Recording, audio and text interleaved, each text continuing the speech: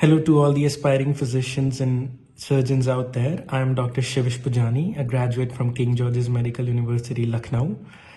Recently, I got news that I matched, and now I'm an incoming internal medicine resident at God knows which university right now. Having completed this journey myself, I understand that Usmle is no walk in the park, and I understand arranging those documents can be very daunting, especially for an IMG like you and me. But don't worry, I'm here to help.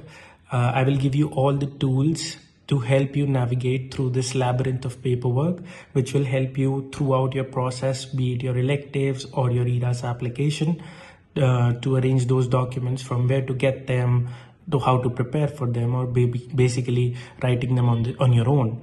So let's see you in the lecture, and I hope that it becomes very fruitful for you. And for more such content and more of these sessions, download the MOKSH app from the QR code below. Bye guys, see you in the lecture.